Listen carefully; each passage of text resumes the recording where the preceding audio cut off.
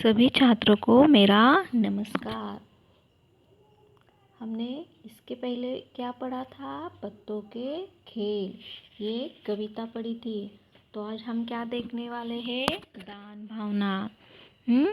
दान करना यानी कि दान भावना, दूसरों को मदद करना, किसी को अपने पास जो है वो देना, उसे दान भावना कहते हैं, है ना। तो आज हम क्या पढ़ने वाले हैं? दान भावना। तो चलो अब अपनी आप सब बच्चे आप अपनी अपनी किताबें निकालो। निकाली हिंदी की किताबें? ठीक है। तो आज पेज नंबर 13 यानी कि पेज नंबर 13 निकालो। उसमें से पाठ दूसरा दान भावना निकालो। ओपन करो जल्दी से। Page number 13। तो आप सब तैयार है? सबने निकाला पेज नंबर 13 दान भावना। तो चलो आज हम क्या पढ़ने वाले हैं? दान भावना। एक बालक, एक साहूकार और एक भिखारी और एक दादी इस पाठ में है। अब कैसे यहाँ दान भावना इस पाठ में देखो अब क्या होता है। तो शुरू करें पाठ। आप सब तैयार है? हाँ, देखो दान भावना। श्रीनिवास नाम का एक बालक, श्रीनिवास, बालक का नाम क्या था? श्रीनिवास। अपनी दादी के साथ एक नए गांव में रहने आया ना। बालक का नाम क्या था? सही जवाब, श्रीनिवास। वो कहाँ रहने आया था? अपने दादी के साथ एक नए गांव में। ठीक कहा। ये दोनों गांव के साहूकार के पास पहुंचे। साहूकार अपनी तोंद फुलाए कुर्सी पर बैठा था, है ना। साहूकार कहाँ बैठा था? कुर्सी पर बैठा था। तो दादी और पोते ने साहूकार को प्रणाम किया। दादी और पोते ने क्या किया? साहूकार को प्रणाम किया। ध्यान से सुनो और पढ़ो भी। दादी ने उससे कहा, किसे कहा? साहूकार से। दादी ने उससे कहा, मालिक हम दूसरे गांव से आए हैं, आप यहीं रहना चाहते हैं। आप हमें सिर छिपाने की जगह दे दे। बदले में हम आपके घर के काम कर देंगे, है ना। दादी ने उसे कहा, मालिक हम दूसरे गांव से आए हैं, अब यहीं रहना चाहते हैं। आप हमें सिर छिपाने की जगह दे दे, यानी कि रहने के लिए कोई जगह दे दे। ऐसा दादी ने किसे कहा? साहूकार से कहा। बदले में हम आपके घर के काम कर देंगे, ऐसा दादी ने उस साहूकार को कहा। अब देखते हैं आगे साहूकार क्या कहता है दादी को। साहूकार ने मन में सोचा। साहूकार ने क्या कहा? अपने मन में ही वो सोचने लगा। बिना दाम के 2 मजदूर मिल रहे हैं, है ना। बिना दाम के यानी कोई भी पगार पानी या पैसे दिए बिना हमें क्या मिल रहा है? 2 मजदूर यानी कि काम करने वाले 2 लोग मिल रहे हैं। इन्हें क्यों छोड़ा जाए? तो उसने अपने मन में ही सोचने लगा कि बिना दाम के, बिना पैसे के अगर हमें 2 इंसान काम करने के लिए मिल रहे हैं तो उसे क्यों छोड़ा जाए? ऐसा साहूकार मन में सोचने लगा। तब वो मान भी गया। उसने घर के पिछवाड़े उन्हें रहने की जगह दे दी। उसके घर के पिछवाड़े साहूकार ने दादी और पोते को रहने की जगह दे दी। अब देखो आगे। दादी ने पूछा, साहूकार जी इसका किराया क्या लगेगा? दादी ने पूछा, साहूकार जी इसका किराया क्या लगेगा? देखो दादी कितनी ईमानदार है ना। उसने तो, साहूकार के मन में तो पाप था कि वो सोचने लगा कि बिना पैसे दिए हमें 2 मजदूर मिलने वाले हैं और घर के सारे वो काम भी करने वाले हैं। लेकिन उसने जब दादी को रहने के लिए जगह दी तो दादी ने क्या कहा कि आप इस घर के पिछवाड़े की जो खोली दी थी या घर दिया था तो उसका किराया यानी कि भाड़ा बोलते हैं ना उसको, क्या लेंगे आप, इसके पैसे क्या लेंगे। आगे देखते हैं अपन। साहूकार ने झट से बताया। साहूकार ने क्या कहा, झट से बताया। साहूकार ने झट से बताया मेरे घर में 4 भैंसे, कितने, 4 भैंसे, 3 बैल और 4 गायें है ना, और 4 क्या है, गायें है। उन सबको चराना होगा। देखो साहूकार ने क्या कहा, इस जगह रहने के बदले किराया के तौर पर आप मेरे 3 बैल और 4 भैंसे, 4 गायें हैं, इनको सबको चराना होगा। यानी कि चराने के लिए लेकर जाना होगा और उनके गोबर को पात कर ओपले बनाने होंगे और ओपले बेचकर उनके पैसे मुझे देने होंगे, वही उसका किराया होगा। देखो तब साहूकार ने क्या कहा दादी को कि उनके पास जो 4 भैंसे, 3 बैल, 4 गायें हैं, उन सबको चराने के लिए लेकर जाना होगा। फिर उसका जो गोबर यानी कि शेण बोलते हैं ना, उसको उठाकर उससे ओपले यानी कि गौरी, आप मराठी में देखते होंगे ना, मराठी भी सुना होगा, ओपले यानी कि गौरी बोलते हैं ना, गौरी उसे शेन से बनाते हैं ना उस गाय के, उसे बेचकर मुझे देने, उसके पैसे जो भी आएंगे वो मुझे लाकर देने होंगे, यही मेरा किराया होगा। देखो यहाँ है इस पिक्चर में, देखो ये साहूकार है, एक कुर्सी पर बैठा है, ये दादी और ये उसका श्रीनिवास नाम का पोता है ना। अब आगे देखो, दादी और पोते ने साहूकार की शर्त मान ली। दादी और पोते ने साहूकार की शर्त मान ली। उसी दिन से दादी तो साहूकार के घर का काम करने लगी और जिस दिन वो रहने आई उसी दिन से दादी ने तो साहूकार के घर का काम करना भी शुरू कर दिया, है ना। और पोते ने गांव में ही कोई काम ढूंढ लिया और पोते ने भी उसी गांव में कोई नया काम ढूंढ लिया और उनका जीवन चलने लगा, है ना। तो आप बताओ साहूकार के पास कितने बैल थे? 4, सही है। और घर में भैंसे कितनी थी? वो भी 4, सही है। और 3 बैल थे और 4 गायें थे, है ना। और भैंसे 4 थे। और दादी के पोते का नाम क्या था? श्रीनिवास। सही कहा आपने, है ना।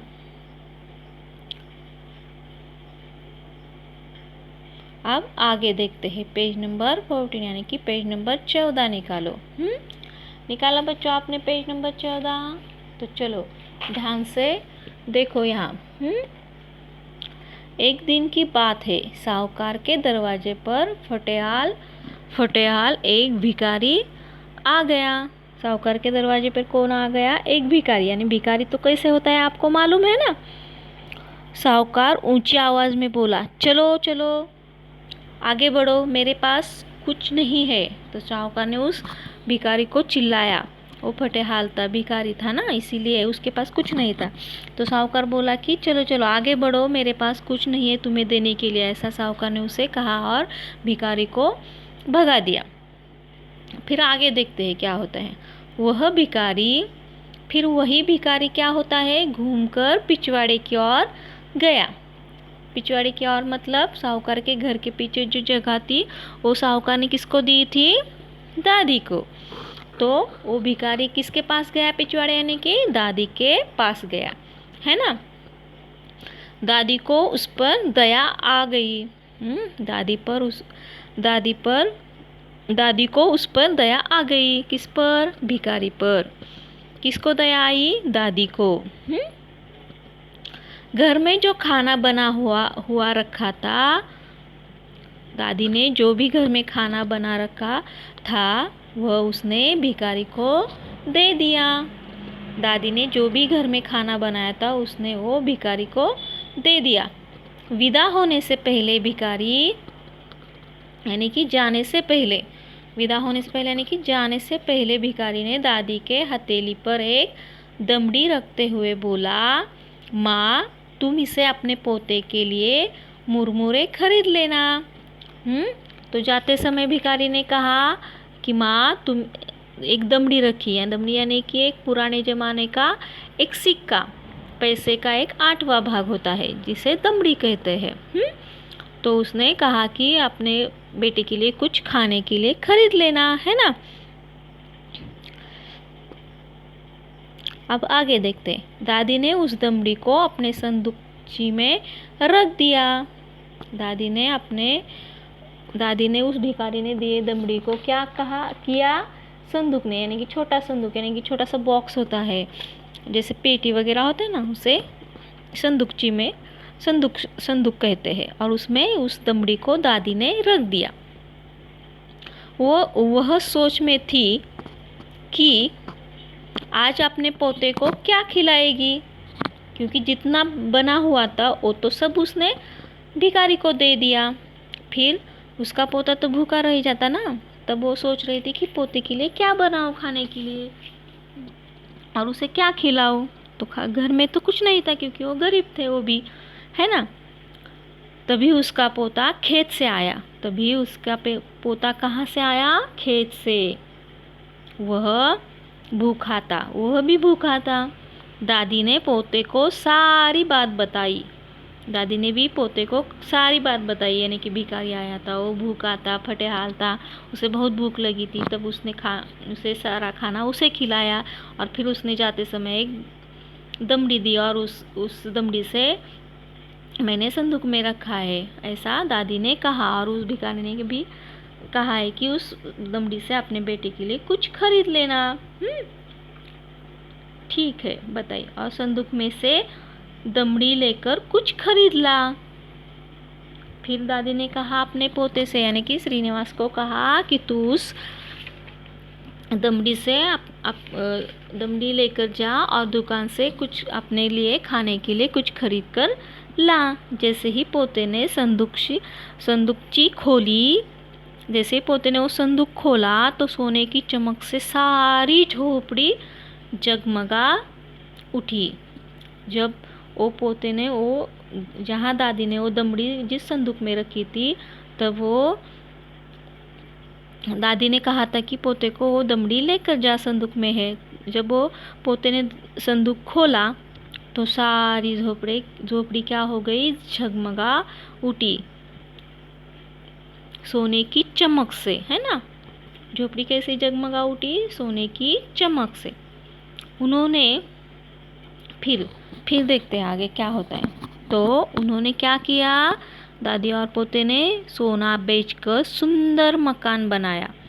सोना बेचकर क्या किया, सुंदर मकान बनाया। ज़मीन खरीदी, बैल खरीदे और बड़े किसान बन गए। तो उस भिखारी ने दिए हुए दमड़ी का सोना हो गया और उन्होंने एक सुंदर मकान बनाया, बैल खरीदा और एक ज़मीन भी खरीदी और वो क्या हो गए, बड़े किसान बन गए।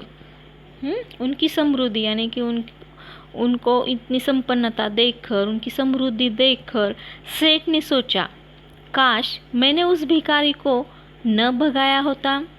अब उस सेठ को यानी कि उस साहूकार को पश्चाताप हो गया कि अगर मैंने ही उस भिखारी को न भगाया होता तो आज ये मेरे पास होता सब कुछ, ऐसा उसने सोचा।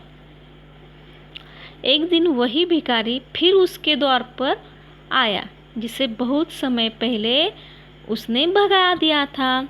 एक दिन फिर क्या हुआ, वही भिखारी जिसे साहूकार ने भगा दिया था कि मेरे पास तुम्हें देने के लिए कुछ नहीं है, तुम जाओ, और उसे खाना खिलाकर दादी ने उसको पेट भर के खाना खिलाया था और उसे जाते जाते दादी को उसने एक दमड़ी दी थी, है ना।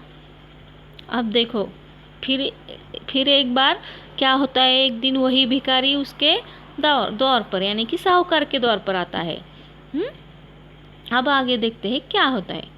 साहूकार दौड़कर बाहर आया। साहूकार भी क्या हुआ, दौड़कर यानी कि भागकर बाहर आया। भिखारी को सम्मान के साथ अंदर ले गया।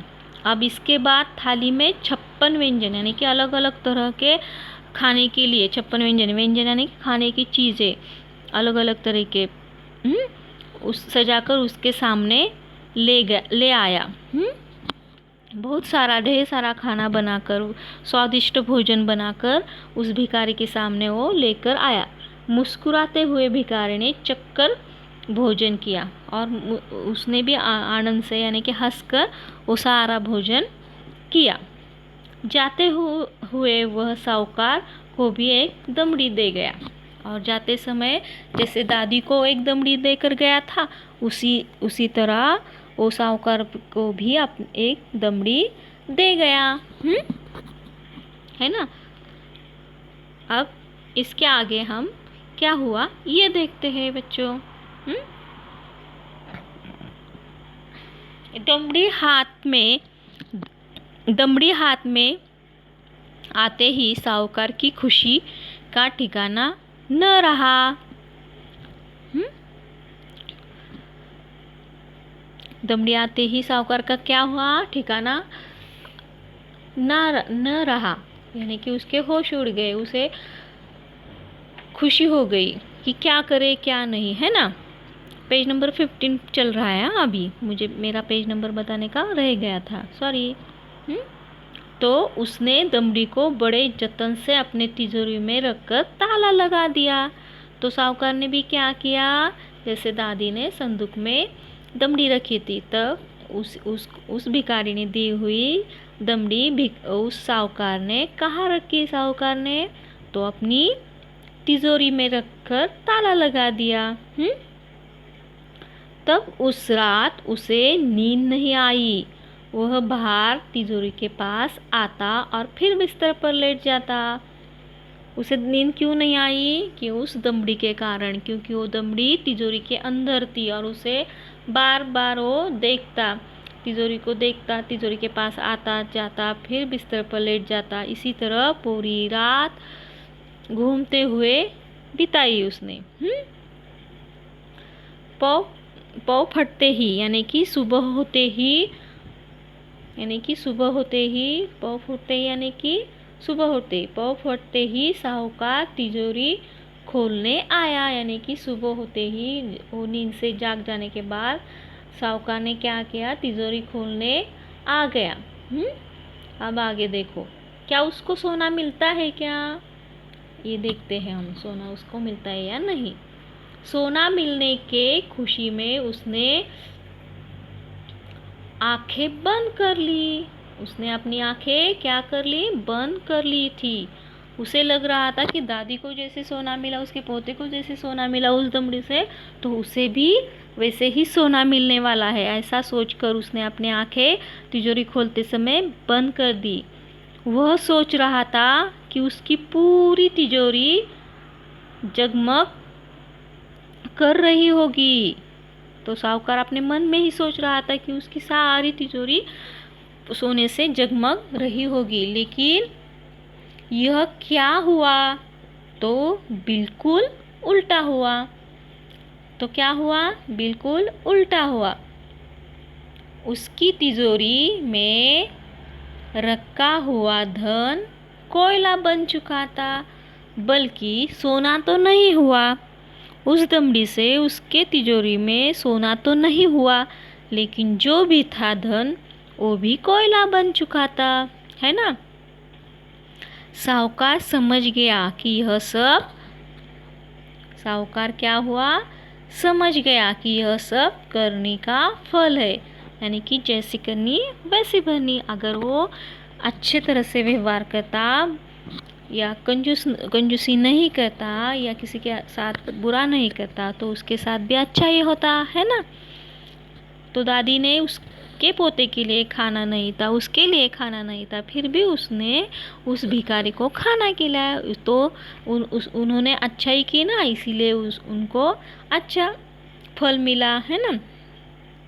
दादी ने निस्वार्थ भाव से भिखारी को भोजन कराया था। दादी का कोई भी स्वार्थ नहीं था, क्योंकि वो भूखा था, इसीलिए उन्होंने उनको खाना खिलाया था। लेकिन साहूकार ने क्या किया था कि वो उसे सोना चाहिए था उस भिखारी के दमड़ी से, है ना। इसीलिए उन्होंने स्वार्थ के साथ उसे लालची वृत्ति से उसे खाना खिलाया था और भोजन किया था।